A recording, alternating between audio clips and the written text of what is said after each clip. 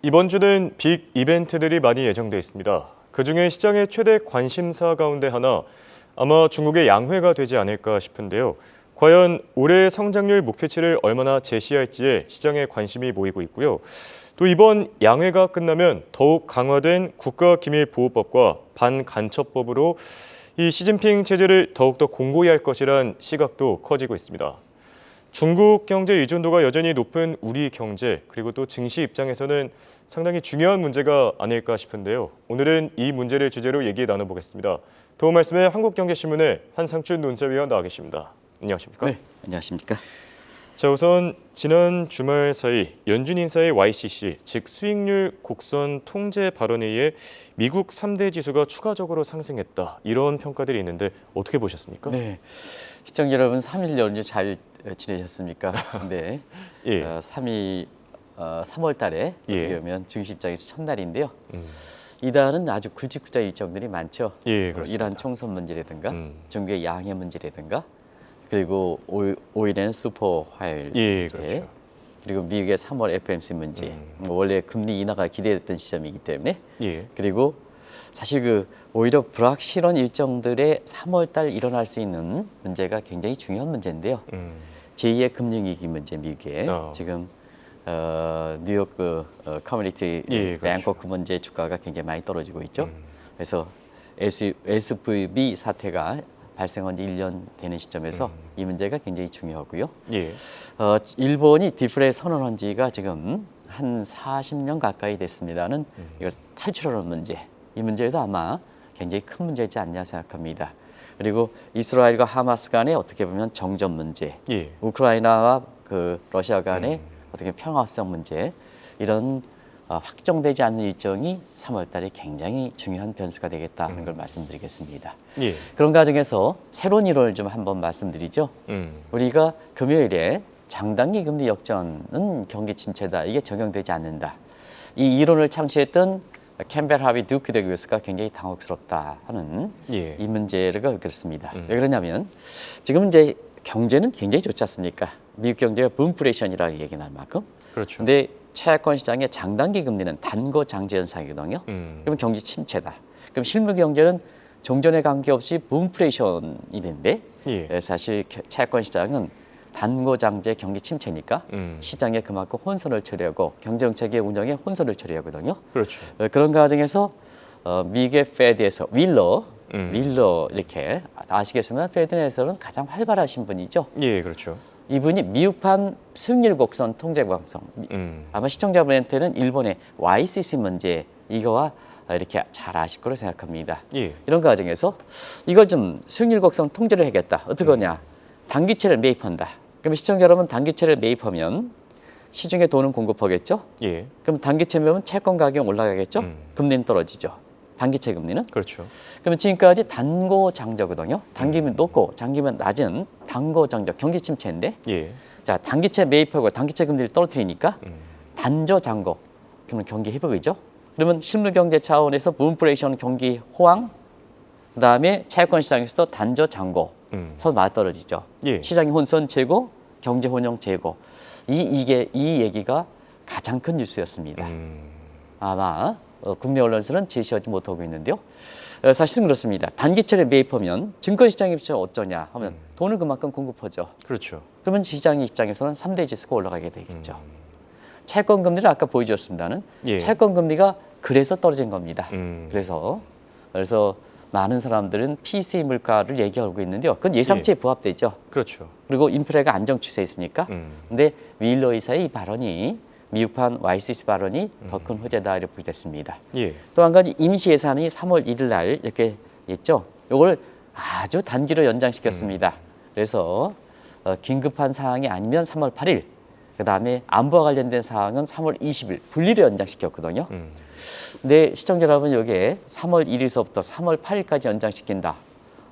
사실 그렇게 큰 의미는 없지만 3월 1일 날 시한에 따라서 3차 임시예산의 시한이 연장되지 못하고 디폴트 우려가 이렇게 증시 입장에서는 악재로 작용할 수 있는 소지가 있는 상태에서 일단 연장되니까 아마 YCC의 이렇게 통제 문제와 함께 미국 증시 호재로 작용해서 3대 지수가 지수 자체는 부담이 있지만 추가적으로 올랐다 이렇게 보게 됐습니다. 예, 알겠습니다.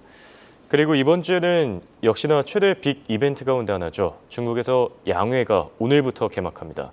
자, 과연 성장률 목표치를 얼마나 제시할지, 뭐 5%가 가능하겠냐, 이런 좀 냉정한 평가들도 많거든요. 어떻게 보시죠? 네, 사실 중국 경제에 대해서 지수가 2,800에서 지금 3,000선으로 이렇게 올라와서 한 10%도 못 미쳐서 올라오는데 예. 그동안 중국과 관련돼서 이렇게 굉장히 옹호정호했던 사람은 중국 증시가 본격적으로 상승한다 하는 이런 측면의 얘기를 하시는데요. 예.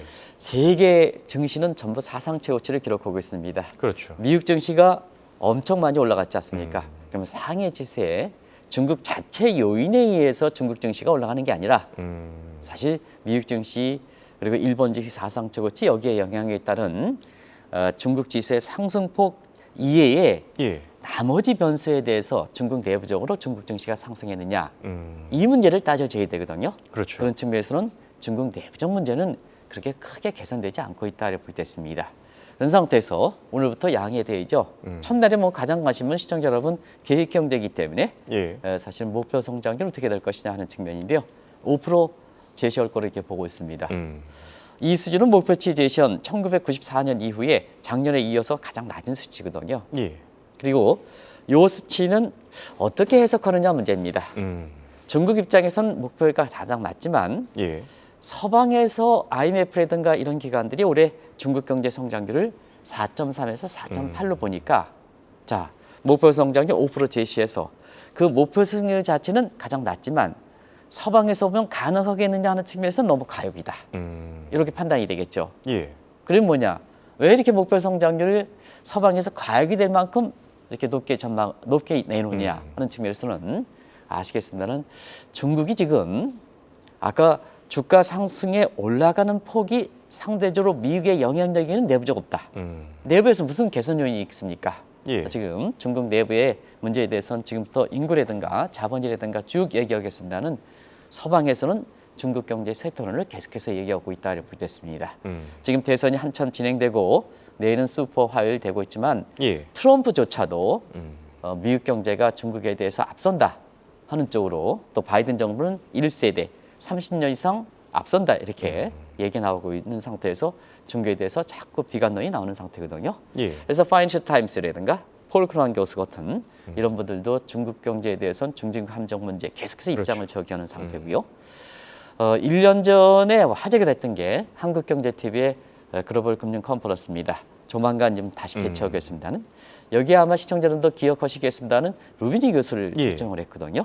이때 메가 스트레트 그래서 초거대 위협이다. 그 본거지야 발생지가 중국이다. 이 입장인데요.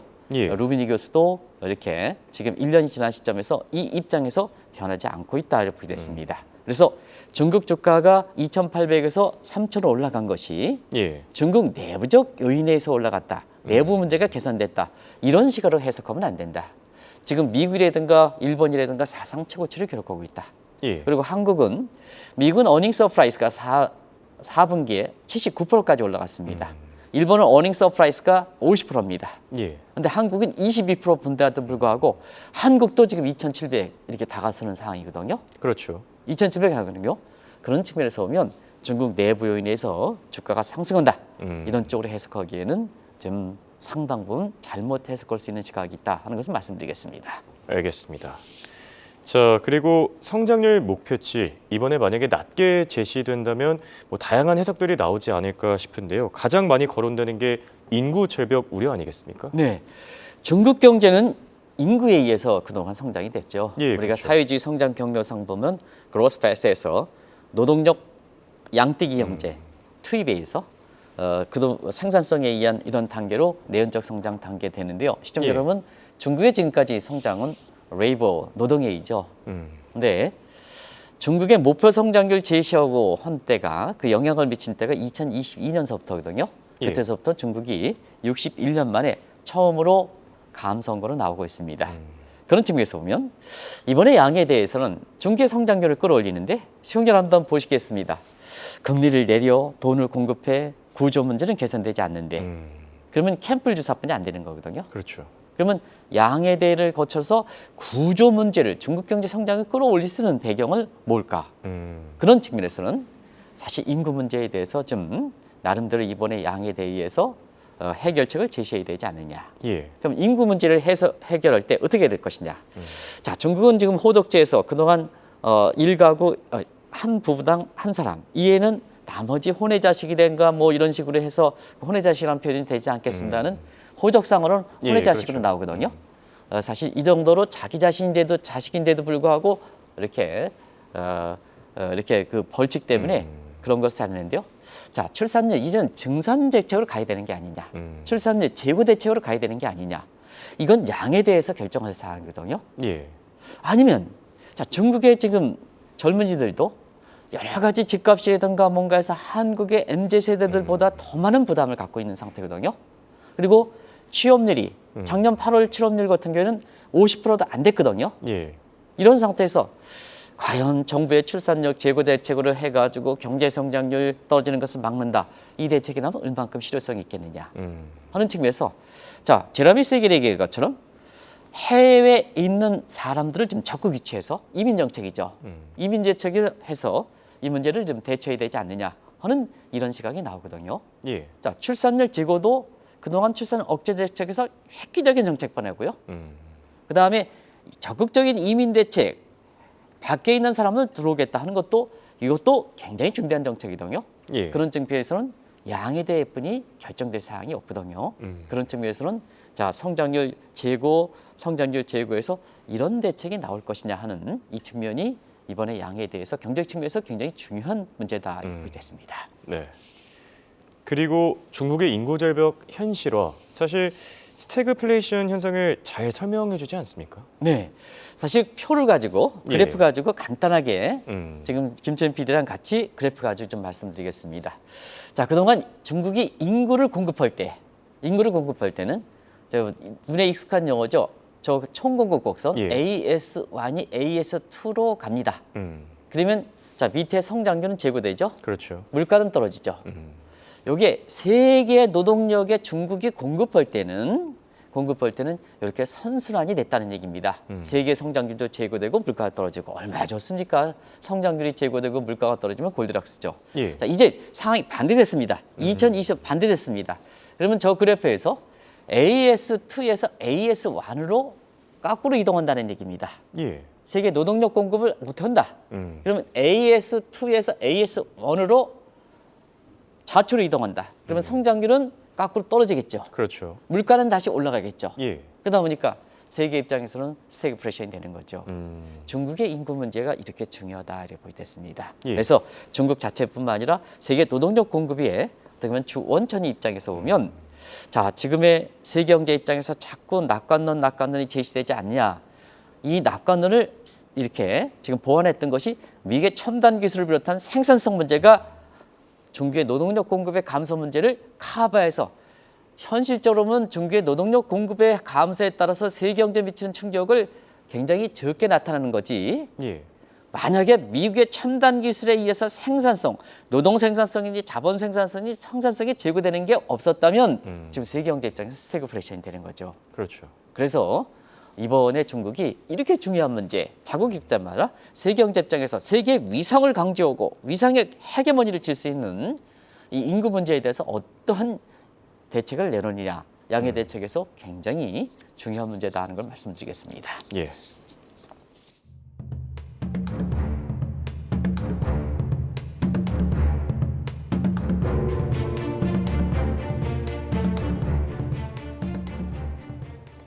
여기에 노동뿐만 아니라 자본 부분에서도 문제가 발생하고 있습니다.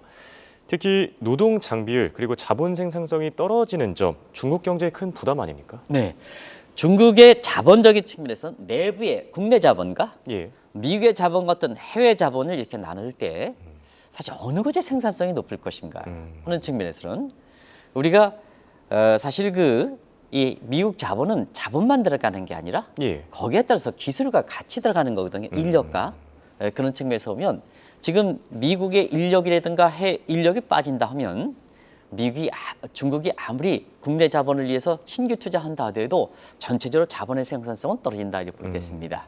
그래서 관건은 결국 외국 자본을 잡느냐 아니면 그렇죠. 이탈하느냐 이 문제인데요. 이 문제 관련해서 지금 내부적으로 문제가 이렇게 나오는 것을 쭉 봅니다는 저 구조 문제 시청자 여러분도 잘 아실 거로 생각합니다. 근데 이번에 양에 대해서 추가적으로 나오는 사항이 있습니다. 예. 반간첩죄를 강화한다. 이 문제는 이제 언론을 통해서 많이 나왔을 겁니다. 반간첩죄를 강화하는 것은 뭐냐면 자, 홍 앵커가 예. 한국 사람이다. 음. 중국에 들어간다. 모든 기업이 들어가면 사람이 같이 들어가는 거거든요. 그렇죠. 그런 측면에서는 홍 앵커가 반간첩죄를 강화한다는 것은 자, 홍 앵커가 이상한 행동을 한다 하면 무조건 반간첩죄에 걸려버린다. 예. 그러면 자, 과연 외국 기업이라든가 외국 자본이 들어가겠느냐 하는 측면입니다. 이 반간첩죄 문제는 조금이라도 의심이 있으면 거기 걸려버리거든요. 예. 무슨 특별한 규정이 없습니다. 우리 중국 문제에 대해서 굉장히 특판에서 오랫동안 저도 중국 문제가 될 때 많은 참조를 하고 있는 조지현 대표께서는 반간첩죄는 자, 홍 앵커가 특별한 규정이 없다. 예. 내가 보기에는 당신이 이상한 행동을 한다. 그럼 간첩죄 가서 들어간다는 얘기입니다. 문제를 삼으려면 얼마든지 삼을 얼마든지 수 있다. 삼을 수 있다는 얘기입니다. 그렇군요. 그런 측면에서 보면 예. 양에 대해 반간첩죄를 강화해서 이런 강화하면 결과적으로 외국 기업들이 들어가겠느냐, 그렇죠. 외국의 자본들이 들어가겠느냐, 오히려 외국 기업과 외국 자본의 이탈이 더 빨라지지 않겠느냐 예. 하는 측면에서 보면 중국 경제의 내부적 문제를 더 심각시켜서 경제 성장 제고에는 사실상 뭐냐 아무리 금리를 떨어뜨리고 유동성을 공급하는 건 캠프 주사거든요. 구조 문제를 해야 돼. 기본을 개선시켜야 되지 않습니까? 그렇죠. 근데 그 개선을 기본하는 문제는 반간첩죄를 통해서 더 강화시킨다는 얘기거든요. 그런 측면에서 보면 사실 자본의 생산성 제고 문제, 노동 장비율을 떨어뜨리는 문제 이런 문제를 개선하기에는 이번 양에 대해서도 그 획기적인 결과책을 나오기는 힘들지 않겠냐 이렇게 보고 있습니다. 네. 그리고 중국의 경제 운영 방식도 바뀔 수밖에 없다라는 시각이 이 중국 경제 앞날을 어둡게 보는 배경 아니겠습니까? 네, 경제 운영 체계가 2022년 10월에 공산당 대통령에서 예. 개방 경제가 폐쇄 경제처럼 확실히 바뀌었죠. 음. 그다음에 시장 경제가 통제 경제로 바뀌었죠. 예. 계획 경제로 바뀌었죠. 그런 상태에서 자 이번에 있잖아요. 이번에 양의 대회를 통해서 저 계획 경제가 개방 경제로 시장 경제로 바뀌느냐, 내지는 폐쇄 경제가 예를 들어서 개방 경제로 바뀌느냐, 이게 이제 서방의 기업들이라든가 한국 기업들이 미국 중국에 투자할 때 하나의 중요한 사항인데요. 그렇죠. 앞서 말씀드린 반간첩죄. 그리고 중국 내부적으로는 국가기밀보호법을 더 강화시키고 있습니다. 이건 중국 내부인들이 사실 의사소통이라든가 이런 측면에서 굉장히 강화시킨다는 얘기거든요. 그럼 외국의 기업에 대해서는 반간첩죄, 예. 그다음에 중국 내부적으로는 국가기밀보호체, 그리고 데이터 보호법 이렇게 해서 더 굳건히 하다 보니까 결과적으로 보면 양의 대회를 통해서 일부 서방, 특히 한국 기업이 기대했던 시장 경제로 하는 개방 경제를 하는 이런 문제보다는 예. 시진핑 체제를 더 공고히 하는 게 아닌가 이렇게 보고 있습니다. 그런 과정에서 자 조지현 대표께서도 그런 말씀합니다는 이번 양의 대회를 통해서 데이터 보호법, 국가기밀보호법, 예. 반간첩죄 이걸 세 개 법을 강화하면 결과적으로 보면 2022년 10월에 1차 숙청 대회를 통해서 반시진핑 계열을 이렇게 몰아냈습니다. 예. 그럼 나머지 있는 부분에 대해서는 제2차 숙청 작업이 되지 않느냐. 아. 그러면 시진핑 체제 1독주 체제를 강화시키는 거죠. 그렇죠. 그러나 사실 홍콩이라든가 이런 측면에서 보면 예. 인민들의 고통은 더 심해지겠죠. 그래서 사실은 중국이 양에 대해 앞두고 정시를 부양하는 대책이 일종의 제스처에 불과할 것이다. 그러면 양에 대해를 통해서 시진핑 체제를 굳건히 하면 인민들의 경제 고통이 더 심화되지 않겠느냐. 예. 그러면 제3의 천안면 사태가 되는 게 아니냐 하는 각도의 우려가 나오는 거다 이렇게 보겠습니다. 그런 측면에서 최근에 홍콩 증시가 조금 올라가다 보니까 뭐 홍콩의 ELS가 좀 이렇게 개선되지 않느냐 하는 일부 증권사에 이렇게 더 어렵게 하는 거거든요. 예. 더 어렵게 하는 거거든요. 사실은 명확하게 투자자들한테 밝혀주고 거기에 대해서 해결책을 모색해야 되는데요. 조금 주가가 올라가면 홍콩이 좀 살아납니다. ELS 문제 해결됩니다. 이런 식으로 자기 자신의 고객에 대해서 이런 문제를 얘기하는 시각은 사실 실제로 보면 홍콩의 ELS 관련해서 시간이 가면 갈수록 이게 손실폭이 눈덩이처럼 불어나지 않습니까? 예. 그래서 명확하게 되는데요. 지금 중국의 양에 대해 본다면 이 문제가 굉장히 큰 문제로 등장하지 않겠나 이런 시각이 국제 시각이다 이렇게 보겠습니다. 네. 그리고 또 앞서도 잠시 언급해 주셨지만 루비니 교수가 얘기한 초거대 위협, 메가 트레트. 최근 들어서 더 관심을 받고 있는 것 같습니다. 네, 이 문제는 사실 그 메가 스트레트 해가지고 이 문제를 한번 보겠습니다. 이때 이제 한국어로 번역할 때 이게 초대업 위협을 한국경제신문에서는 한국경제신문 번역했습니다. 아주 잘 번역한 게 아닌가 생각하는데요. 예. 10가지 이 위기증과 겹친다는 얘기입니다. 10가지 위기가 고친다. 그래서 지금 미국의 부채 문제라든가 전 세계 부채 문제가 있습니다. 고부채와 특히 인공지능의 부담으로 인해서 악성 스태그플레이션이 등장한다 하는데요. 요 루비니 교수의 요건 메가스트레트 문제는 관심을 끌었긴 했습니다는 개인적으로는 인공지능과 관련된 분야는 잘못 판단하신 문제가 아닌가 생각합니다. 예. 제가 사실 시청자분을 위해서는 좀 이렇게 좀 존댓을 쓸 필요가 없습니다는 한국경제TV에서 너무 이렇게 사실 여러 가지 어려운 여건에도 불구하고 한국경제 미디어 그룹에 굉장히 이렇게 직접 예, 그렇죠. 오셔가지고 이렇게 기여한 점을 감안해 볼 때에는 이렇게 존칭어를 쓰겠습니다. 근데 인공지능과 관련해서는 작년에 이맘때쯤에 챗 GPT가 나왔거든요. 예. 그래서 그린슛 단계에 윤리적 문제를 너무 강조를 하셨습니다. 그것이 엔비디아 주가라든가 인공지능의 지금처럼 활활 떠오르는 골든걸 상태를 예측하지 못한 상태에서 자 인공지능과 AI가 활활 타오르니까 생산성 제고되고 미국 경제가 붐플레이션 증권 측면에서는 바이어 마켓 불꽃 장세 이런 부분인데요. 이런 부분은 사실 1년간의 모습까지 판단할 문제는 아니다. 세계 경제에서는 구조병이기 때문에 시간을 갖고 이렇게 나타날 문제가 아닌가 해서 좀 더 시간을 갖고 이것을 평가해 보도록 하겠습니다. 알겠습니다. 자, 결론을 맺어 보겠습니다. 이번 양회로 우리 경제와 증시에서는 기대하는 분들이 참 많은 것 같지만 서방 국가들의 입장은 다른 것 같습니다. 정리해 주시죠. 네, 결국은 중국이 내부적 문제가 그렇게 개선하기가 쉽지 않다는 얘기입니다.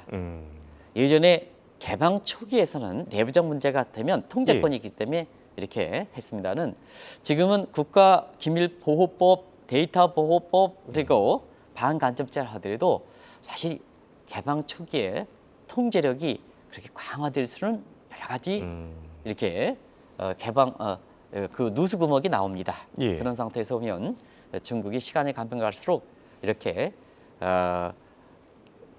반간접제라든가 이렇게 효과가 되지 않으면 시진핑의 장기 독재의 의욕이 강하면 갈수록 위기감을 느낀다는 얘기거든요.